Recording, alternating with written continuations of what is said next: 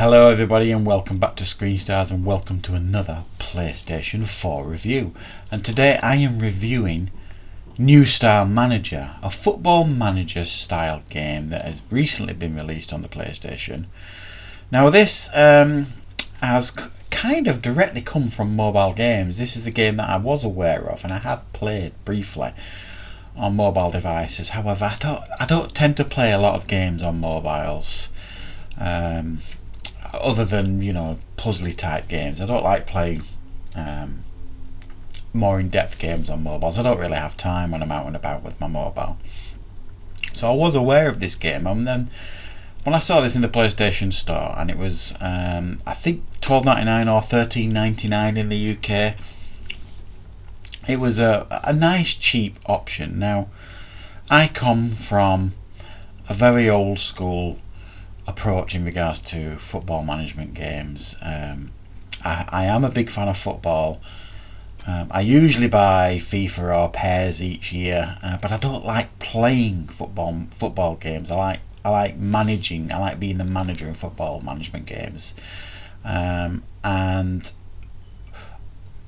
football manager games on consoles have been few and far between for years now. I mean, I used to play, and my favourite football management game of all time is LMA Manager, and I used to play that all the time on the PlayStation years ago, and it was brilliant. It was a fantastic football management game, and it was like almost perfect for consoles, because you did all your management stuff and then you did the match highlights and stuff, it was just really well done, and the way it was presented and everything was just top notch.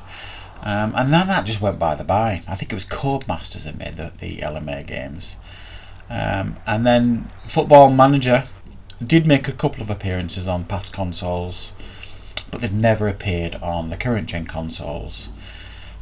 So we've been lacking a really good Football Manager game for years on consoles. Does this game fill the gap, New Star Manager? Well, yes and no.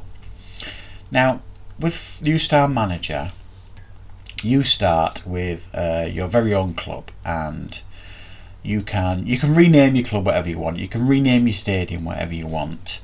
You can fully edit your kits, your badge, do whatever you want to make it your own. And you start really down in the lower divisions, and I mean right down in the lower divisions. And it's got real life teams in here and stuff.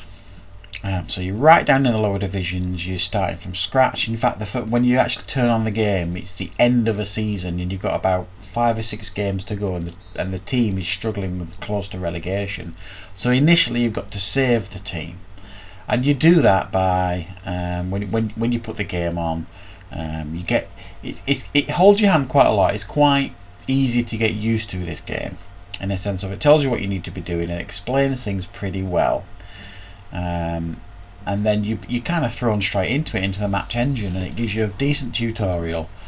But in a sense, you don't play the games, you can play the highlights. So it goes down the traditional route of watching the match with texts and things like that.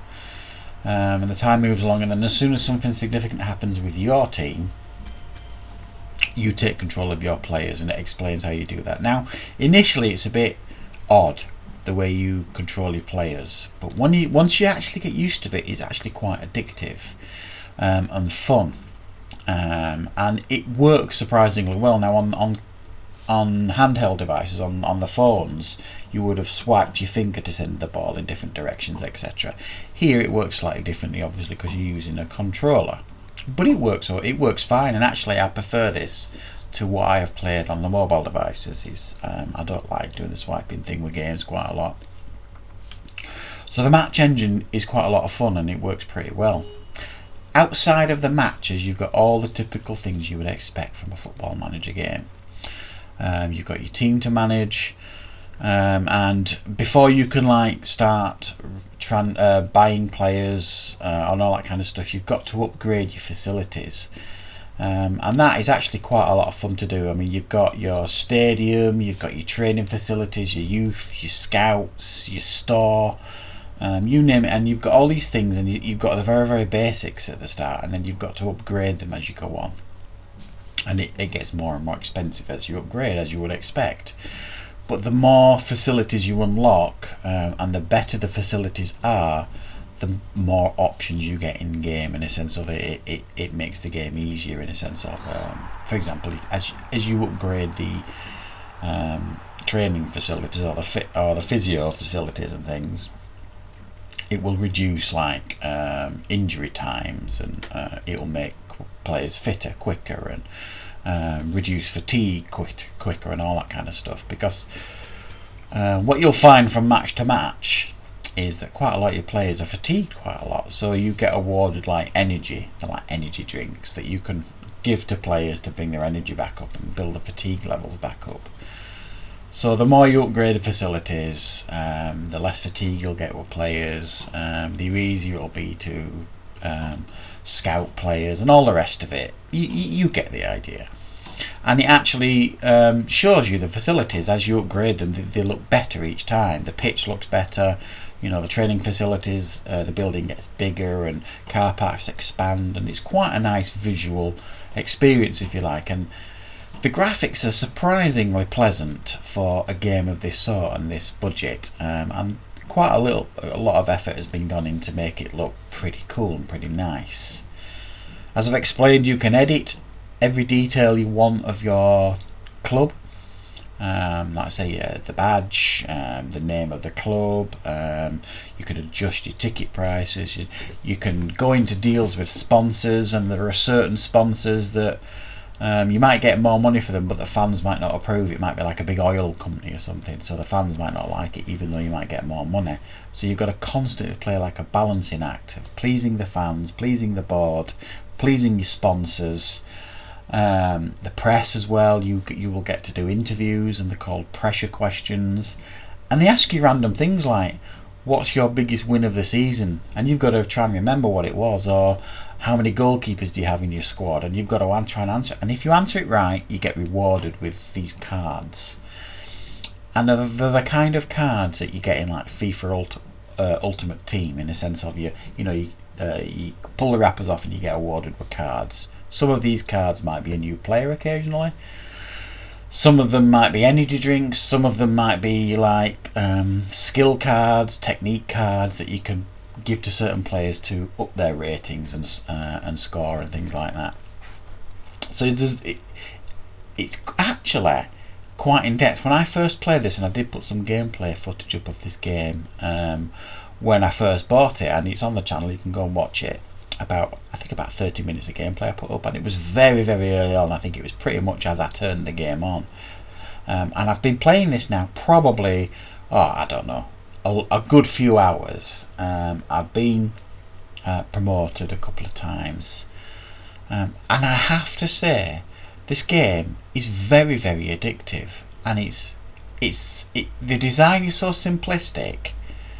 It makes it actually quite a joy to play, far more than my first impressions. And my first impressions of the game were it was very, very basic, and I'm not sure it was for me, because I like a football manager game. I like to take control of my favourite team straight away in the Premier League, and then just go with it with those players. Well, here in this game you can't do that. You have to start off as this low level team, and you've got to build them up into this huge team, and it makes sense as you go, really, because if you start at the top with one of your favourite teams, you don't need to develop this, that and the other, because they've already got the best of the best. Whereas here you've got to start from the ground up and build this team up into something special, and I'm actually digging that, and I'm really, really enjoying it.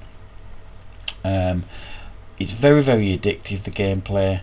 It gives you plenty to do in between matches. All the usual stuff that you would expect from a football manager game is here. Simplified, yes. Fairly basic at times, yes. But for the price that you're paying here, which is, like I say, in the UK, I think it was £13.99 I paid for it. It could have been £12.99, give or take a pound, we'll say. I think it's actually well worth the cash here for what you're getting in this game. Now, if you are a fan of football, and if you're a fan of football management games, and like me, you wish there were more options on a console to play a football manager game, well, this might actually be the game for you. Now, and I do suggest if you do buy it, please put some time into the game first before you make judgment, because your first impressions won't actually be that impressive. But about 3 or 4 hours into the game, you actually start appreciating this game for what it is, and it's actually far more in depth than first impressions would have you believe, because it's got some really nice gameplay mechanics going on. It's more in depth than you think, at the same time being quite simplistic. You get rewarded for certain milestones, and that's how you level up your manager. As you level up the manager, you get more cards, and that all gets really quite addictive and a lot of fun. So I'm giving this game a 7 out of 10. It's far better than I expected it to be. It's quite a lot of fun for the price that you're paying, and if you're a fan of Football Manager games, I think it is worth trying. And if you don't want to pay the price for it now, if you hang on a few weeks, this is going to be in the sale fairly quickly, I'm guessing. So I hope you enjoyed my review for New Star Manager. Check it out if you like this sort of games. Thanks for watching, everybody.